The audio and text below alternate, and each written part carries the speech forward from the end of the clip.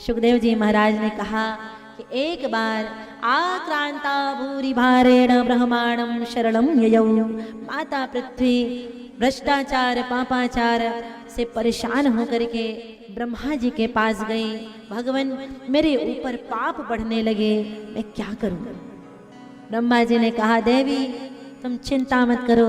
तुरंत नारायण को फोन लगाते हैं और पुरुष सूक्त के 16 मंत्रों से भगवान नारायण को फोन लगाया। कहा प्रभु धरती में अनाचार बढ़ गया, अब आपको आना पड़ेगा। भगवान नारायण ने आश्वस्त किया मैं अति शीघ्र नंद और यशोदा के यहाँ गोकुल में वसुदेव देवकी का बेटा बन करके अपनी राधा रानी को लेकर के आने वाला हूँ। तो उस समय मथुरापुरी में उग्रसेन और देवक नाम के 2 भाई रहा करते थे। उग्रसेन महाराज मथुरा के राजा थे। उग्रसेन जी का बेटा है जिनका नाम है कंस, और देवक की 7 कन्याएं हैं जिनमें सबसे छोटी है देवकी। देवकी कंस की चचेरी बहन है।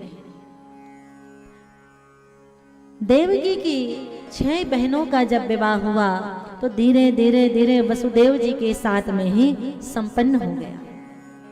7वीं देवकी के भी जब विवाह का समय आया तो इनका भी विवाह वसुदेव जी के साथ ही तय हो गया, क्योंकि किसी से भी वसुदेव जी को संतान नहीं हुआ था। तो 7वीं देवकी का भी विवाह वसुदेव जी के साथ तय हो गया। कंस ने अपने पिता उग्रसेन को मार करके कारागार में डाल दिया था। प्रजा अनर्गल बातें करने लग गई थी, ये कंस दुष्ट है पापी है। तो कंस ने कहा कि अभी मैं राजा बनने वाला हूँ तो अपनी थोड़ी छवि सुधार लेता हूँ, अपनी छवि बना लेता हूँ। तो कंस ने कहा कि देवकी का विवाह मैं बहुत धूमधाम से करूंगा। सारी प्रजा कहने लगी अरे वाह वाह वाह, कंस कितना अच्छा राजा है कि अपनी चचेरी बहन का विवाह इतना धूमधाम से कर रहा है। तो कंस को लगा कि फिर इस बार तो सारथी बन करके ही मैं जाऊंगा, और सारथी बन करके कंस जाने लगा। मार्ग में आकाशवाणी हुई अरे मूर्ख, वो दिखावा करता है, जिसको तू लेकर के जा रहा है इसी का 8वां लाल तेरा काल बनेगा। और वो कंस भयभीत हुआ, तलवार खींच लिया, देवकी के गले से लगा दिया। न रहे बांस न बजे बांसुरी।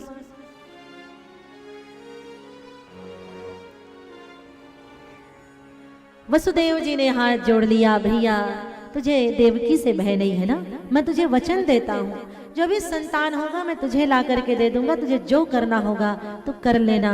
तो फिर कंस ने रथ मोड़ लिया, ला करके कारागार में डाल दिया, और धीरे धीरे 6 पुत्रों ने जन्म लिया। 6 को कंस ने मार दिया।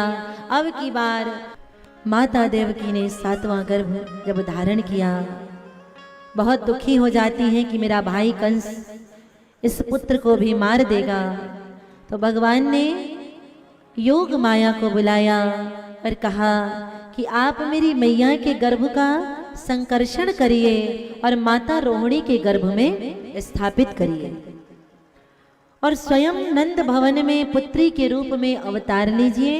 आप मेरे इस कार्य में मेरा सहयोग करेंगी तो हे योग माया, कली काल में आप विंध्यवासिनी देवी के नाम से पूजित होंगी। ऐसा योग माया से प्रभु ने कहा। मैया योग माया ने देवकी के गर्भ का संकर्षण करके रोहिणी के गर्भ में स्थापित कर दिया। भारत में विज्ञान बहुत प्राचीन समय से चल रहा है, अभी ये चलन आया है कली काल में सैरोगेसी मदर का, अभी आया सैरोगेसी मदर का, उधार की मम्मी।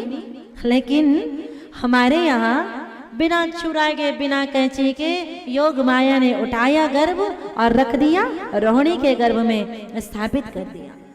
तदुपरांत अब की बार माता देवकी ने 8वां गर्भ धारण किया। सुखदेव जी महाराज कहते हैं जब से भगवान गर्भस्थ हुए हैं, जब से कन्हैया आए हैं गर्भ में, तो फिर मथुरापुरी का वातावरण सुहावना हो गया। अपने आप वातावरण सुरम्य बन गया।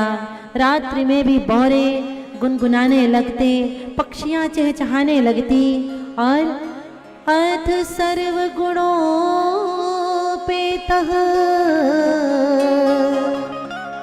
कालः परम शोभनः यर्हि वाजन जन्म रक्षम् शांत रक्ष ग्रहतारकम्।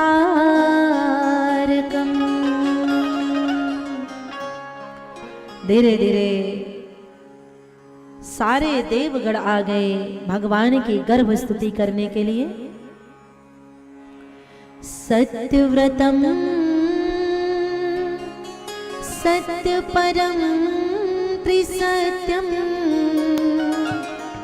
सत्यस्य योनिं निहितं च सत्ये सत्यस्य सत्या सत्यमृतनेत्रं सत्यात्मकं त्वां शरणं प्रपन्नाः सत्यात्मकं त्वां शरणं प्रपन्नाः। हे सत्य स्वरूप परमात्मा, अपने वचन को याद रखना। सत्य कह करके संबोधित कर रहे हैं भगवान को, अर्थात प्रभु आप अपने वचन पर अडिग रहना। आप सत्यवादी हैं, सत्य कहते हैं, सत्य में स्थित हैं। आप अपने मामा मौसी के घर में जा रहे हैं, जाकर के कहीं माया मोह में फंस मत जाना, मारना भूल मत जाना। ये याद दिलाने के लिए देवगण आए स्तुति करने के लिए। तदुपरांत सुखदेव जी महाराज कहते हैं धीरे धीरे धीरे भादो का महीना आया, भाद्रपद मास आया और भाद्रपद मास के भी कृष्ण पक्ष में अष्टमी तिथि आई। अष्टमी तिथि का भी रोहिणी नक्षत्र आया, बुधवार के दिन रोहिणी नक्षत्र का भी तीसरा चरण आया। और इस समय मध्य रात्रि के समय में मंदम मंदम जलधरा मानो भगवान का देवगण अभिषेक कर रहे हो, बादल गर्जना कर रहे हैं, मानो स्वयं प्रकृति भगवान की जय जयकार कर रही है। बोलिए चतुर्भुज भगवान की।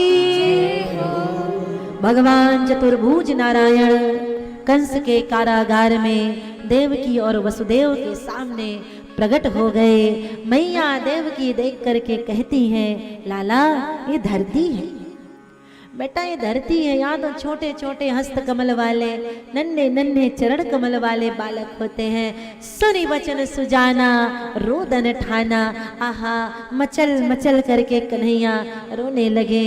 उवा उवा उवा किलकारी दे दे करके नन्हे नन्हे चरण पटक पटक करके और मैया की गोद में आ गए। कहा बाबा मुझे नंद भवन ले चलो। और जैसे ही लाला को वसुदेव ने शीश पर धारण किया, बेरियां खुल गई, ताले खुल गए, चौकीदार पहरेदार सो गए।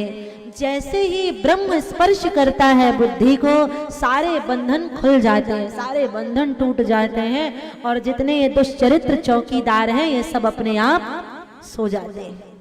सब विश्राम पा गए। वसुदेव जी लेकर के चले गोकुल की ओर।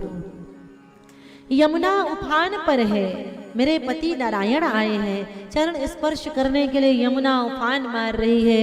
उसी समय भगवान ने अपना चरण दे दिया, यमुना तुरंत शांत हो गई। चले वसुदेव जी नंद भवन की ओर।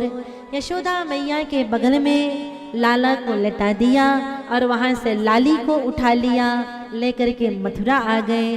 कंस ने बुलाया 8वां संतान को और जैसे ही पकड़ा है वो आकाश मार्ग में लाली उड़ चली विंध्यवासिनी देवी के रूप में और कहा, दुष्ट तो मुझे मारना चाहता, तेरा काल तो कहीं जन्म ले चुका है। भयभीत हो गया कंस